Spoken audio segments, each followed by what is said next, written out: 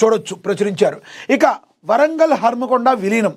ప్రస్తుతం విడివిడిగా ఉన్న వరంగల్ హన్మకొండ జిల్లాల పరిపాలన పరంగా మళ్ళీ ఒకే గొడుగు కిందకు వచ్చే అవకాశం ఉందని జోరుగా చర్చ సాగుతుంది. రెండు జిల్లాల మధ్య కార్యాలయాల పునరావృతం, అధికారుల సమన్వయ లోపం, ప్రజలకు సేవలో ఆలస్యం వంటి సమస్యలు ఈ నిర్ణయానికి ప్రధాన కారణాలుగా ప్రభుత్వం భావిస్తుంది. చారిత్రకంగా సాంస్కృతికంగా ఒకే గుర్తింపు ఉన్న ఈ ప్రాంతాన్ని ఒకే జిల్లాగా తీర్చిదిద్దితే పాలన వేగవంతమవుతుందన్నది ప్రభుత్వ అంచనా. మరి చారిత్రక నగరాన్ని విడదీయొద్దని కూడా అక్కడి ప్రజలు కోరుకుంటున్నారు. ఇప్పుడు కూడా నగర విలీనం కోసం ఆందోళనలు జరుగుతున్నాయి. మరి రేవంత్ రెడ్డి వ్యూహం ఏంటని దీనిలో ప్రచురించారు. చూద్దాం.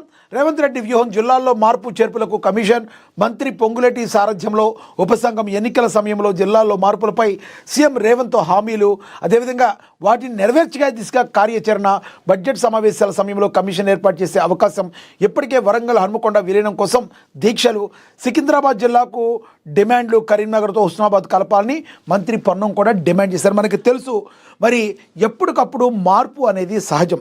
పాతది పోతూ ఉంటే కొత్త నీరు వస్తూ ఉంటుందని మనకు తెలుసు. అదే సమయంలో మరి చారిత్రానికి సంబంధించి కొంత వాటికి వాల్యూ ఇవ్వటం కూడా ఉంటుంది. ప్రజలు ఏం కోరుకుంటున్నారో, ప్రజల మనసుల్లో ఏముందో, ప్రజలకు ఉపయోగకరంగా ఏముందో, ప్రజల కోసం చేయాల్సిన పనులు ఎప్పుడు ఉంటాయి. ప్రతి విషయంలో సవరణలు అనేవి కానీ, మార్పులు చేర్పులు అనేవి కానీ మరి ప్రజా ఉపయోగంగా ఉండే పనులు 100% చేయాల్సి ఉంటుంది. దానిలో భాగంగా తెలంగాణ ప్రభుత్వం ఆ దిశగా ముందుకు వెళుతున్నట్టుగా కూడా మనకి కనబడుతుంది. ఇక తెలంగాణలో ప్రస్తుతం ఉన్న 33 జిల్లాల్లో మార్పులు చేర్పులు జరగనున్నాయి. అస్తవ్యస్తంగా లక్కీ నెంబర్ కోసం జిల్లాలు అశాస్త్రీయంగా విభజించారని, జిల్లాలో సరిహద్దుల మార్పులు చేర్పులు జరుగుతున్నాయని ఇటీవల రెవెన్యూ శాఖ మంత్రి పొంగులేటి శ్రీనివాసరెడ్డి ప్రకటించారు. ముఖ్యమంత్రి రేవంత్ రెడ్డి అసెంబ్లీ ఎన్నికల సమయంలో గెలిచిన తర్వాత కూడా జిల్లాల పునర్వ్యవస్థీకరణ ప్రజల ఆకాంక్షల సౌకర్యార్థం అనుగుణంగా జరుగుతుందని చెప్పారు.